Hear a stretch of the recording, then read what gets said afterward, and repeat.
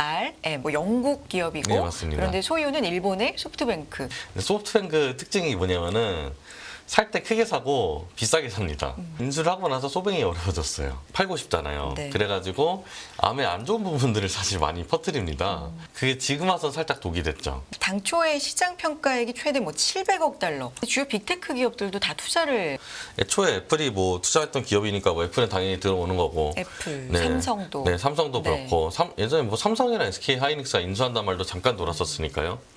엔비디아도 그래가지고. 인텔도 뭐 투자 네네. 결정을 했고 그러니까 암 회사를 그럼 이걸 사는 게 맞냐 아니면 안 사는 게 맞냐 했을 때 제 생각에 장기적으로 일단 이 회사 좀 지켜볼 필요는 있다. 왜냐하면 현재 원래는 경쟁자가 없다가 네. 간혹한 경쟁자 생겨가지고 사실 소프트뱅크도 좀 애매하게 생각하고 그런 부분이 있으니까 천천히 들어가도 되지 않을까. 어차피 미국 주식 사관업계 신승우 대표 나와 계시네요. 안녕하십니까? 네, 안녕하세요. 네. 오늘 해주실 얘기가 IPO. 네. 대어라고 꼽히는 맞습니다. 네 ARM 암이라고 네네네. 많이 얘기하잖아요, 그렇죠? 네. 이게 어떤 회사입니까, 일단? 이게 일단 기본적으로 네. 컴퓨터라는 게 네. 사실 뒤를 딱 보면은 정해진 일들을 계속 반복해가지고 그냥 내가 원하는 일을 수행하는 그러니까 약간 테트리스 같은 건데요.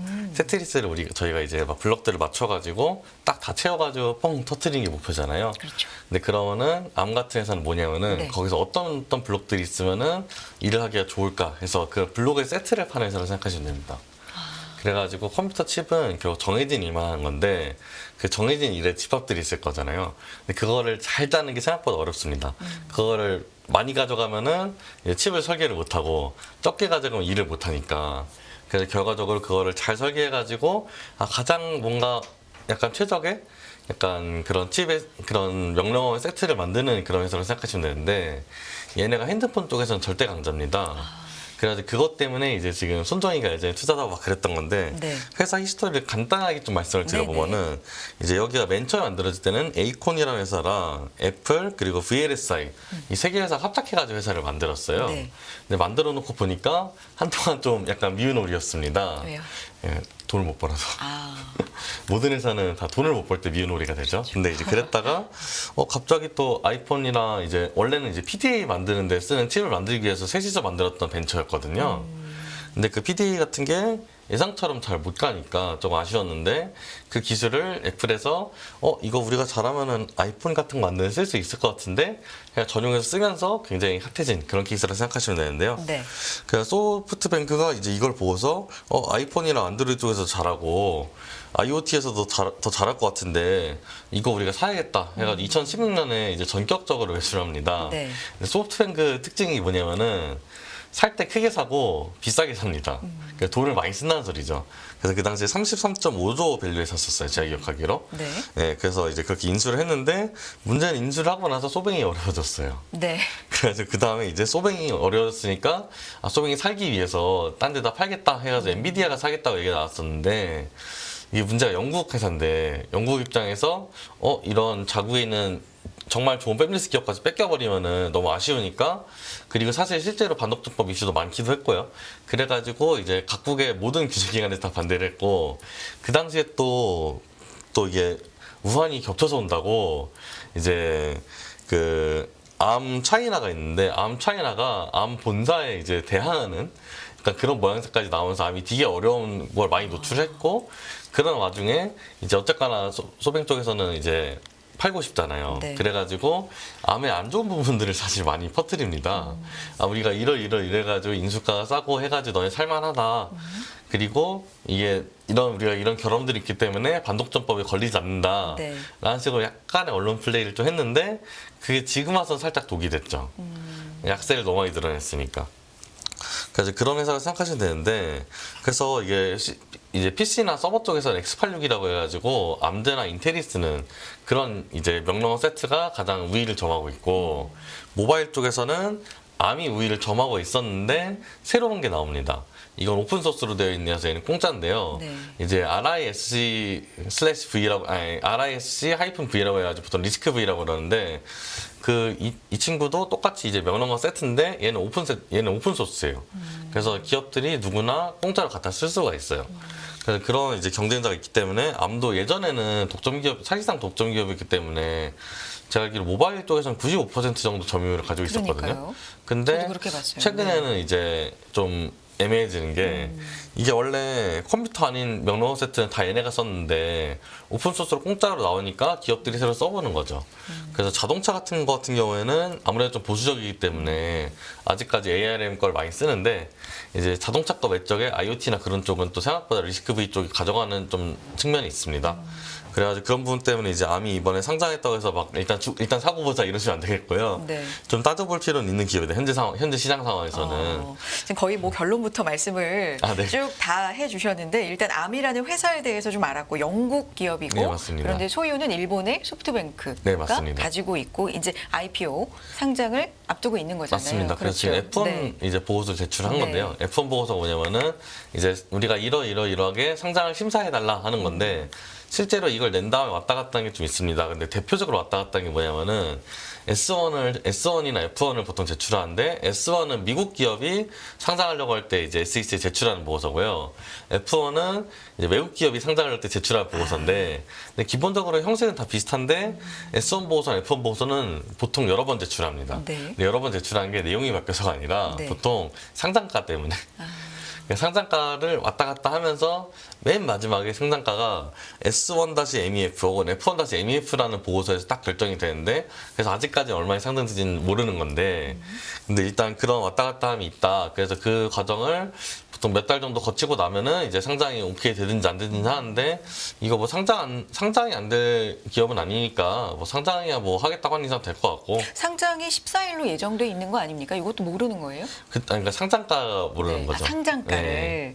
그 상장가에 대해서 이제 얘기를 좀 해보려고 하는데 당초에 시장 평가액이 최대 뭐 700억 달러, 네. 우리 돈 93조 원 이렇게도 얘기가 좀 나왔었는데 지금 나오는 얘기 보면은 조금 낮아진 네, 것 같거든요. 근데 보통 좀 낮아집니다. 보통은 이렇게 네. 보통 이제 네. 제가 기억해 로드쇼라고 그러는데 네. 이제 그러니까 이 미국도 비슷합니다. 미국도 이제 상장 주관사들을 돌면서 로드쇼 위크를 거쳐요. 그러면서 이제 가격에 대해서 약간 서로 스킨십을 가져가면서 밀접하게 좀 낮추든 높이든 하는데 그냥 보통은 높았다가 낮아지는 게 일반적인 그냥 생태인 것 같습니다. 그쪽은 다. 근데 주요 빅테크 기업들도 다 투자를 결정을 했어요. 네, 사실 네. 그거는 당연히 맞는 것 같은 게, 네. 그러니까 엔비디아에서 그 여기를 살려고 진짜 무리해서까지 노력을 많이 했었는데, 물론 못하긴 했지만, 근데 그 이유가 모든 대부분의 모바일 관련 기기들은 여기에 종속성이 있어요. 그러니까 여기 투자를 해놨을 경우에 앞으로 좀 내가 ARM이랑 일할 때 있어서 좀 유리한 조건을 정할 수 있지 않을까 하면은 회사 자체의 원가가 낮아져 버리니까. 그렇기 때문에 주요 빅테크 기업들은 사실 다 일단은 눈을 들일만 하고요. 애초에 애플이 뭐 투자했던 기업이니까 뭐 애플은 당연히 들어오는 거고. 애플, 네. 삼성도. 네, 삼성도 네. 그렇고. 예전에 뭐 삼성이랑 SK 하이닉스가 인수한다는 말도 잠깐 돌았었으니까요. 엔비디아도 그래가지고. 인텔도 뭐 투자 네네. 결정을 했고 그 아마존이 빠졌어요. 아마존은 투자를 안 하기로. 아마존은 사실 네. 그러니까 빅테크긴 하지만 좀 다른 의미의 빅테크라서 그래서 이쪽은 약간 관심이 없을 것 같고 그래서 그런 측면에서 저는 사실 솔직히 말씀드리면 소뱅이 여기 인수했던 게 너무 놀라운데 개인적으로 소프트뱅크가 원래 하던 투자랑 완전 다른 투자거든요. 네. 그래서 사실 저는 소프트뱅크가 인수를 한 게 좀 오히려 더 신기한데 어쨌거나 잘 불려서 파니까 그냥 소뱅 입장에서는 그냥 나쁘지 않게 그냥 마무리한다고 생각을 할 것 같기는 한데 보통 소프트웨어가 투자하는 거는 IT가 아닌데 그러니까 IT 회사가 IT가 아닌 업종에 가가지고 하는 걸 보통 투자를 많이 하는데 얘는 진짜 생 IT 회사라서 이거 비전 펀드에서 잡을 만한 게 맞나? 25% 정도는 비전 펀드에서 지분을 들고 있던 걸로 기억을 하거든요. 그래서 좀 신기했던 케이스였고 근데 여튼 그래서 이거가 이제 다른 이제 반도체 기업에 얼마나 영향을 줄까 하는 게 이제 가장 궁금한 약간 관심사일 것 같은데 저는 사실 상장 자체로 엄청난 영향을 줄 거라고 생각하지는 않습니다. 왜 그러냐면은 이 회사가 뭐 안 유명한 회사도 아니고 기존의 시장에서 점유율 이미 너무 공고히 정확했던 회사이기 때문에 상장을 한다고 해서 뭐 거기로 확 쏠리거나 거기 확 빠진다거나 이럴 가능성은 별로 크지는 않을 것 같고요. 근데 이제 다만 이제 그런 건 있는 게 그러면 이제 봐야 되는 게 암 말고 그러니까 암 회사를 그럼 이걸 사는 게 맞냐 아니면 안 사는 게 맞냐 했을 때 제 생각에 장기적으로 일단 이 회사 좀 지켜볼 필요는 있다. 왜냐하면 현재 원래는 경쟁자가 없다가 네. 간혹한 경쟁자 생겨가지고 사실 예, 소프트뱅크도 좀 애매하게 생각하고 그런 부분이 있으니까 그런 부분에서 제가 볼 때는 이 경쟁자가 무시할 수 없는 상황이 됐다. 예전에는 사실 그거 오픈소스 칩 누가 써 하면 실제로 오픈소스 컴파일러나 그런 애들이 써보면은 살짝 미진한 부분들이 있기는 해요. 근데 리스크비 같은 경우에는 평가가 괜찮고 실제로 마켓시어도 먹는 중이라서 제 생각에는 이걸 유의미한 위협으로 받아들이고 추이를 보면서 사는 게 맞는 것 같습니다.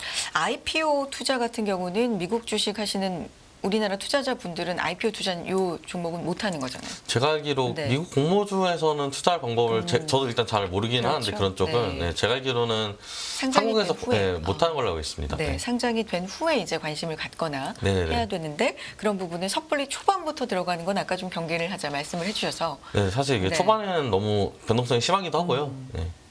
그래가지고 제가 생각할 때는 조금 천천히 들어가도 되지 않을까. 어차피 회사가 어디 갈 회사는 아니니까 당장에. 네. 알겠습니다. 자, 거기에 이제 마지막 질문으로 이 반도체, 최근에 국내 반도체 얘기 잠깐만 해주시죠. 어떻게 좀 삼성전자도 좀 올라오고 이런 흐름인데 어떻게 보고 계십니까? 일단 저는 반도체 자체는 기본적으로 굉장히 언제나 괜찮게 보기는 하는데 시클리컬이니까 물론 왔다 갔다 하겠지만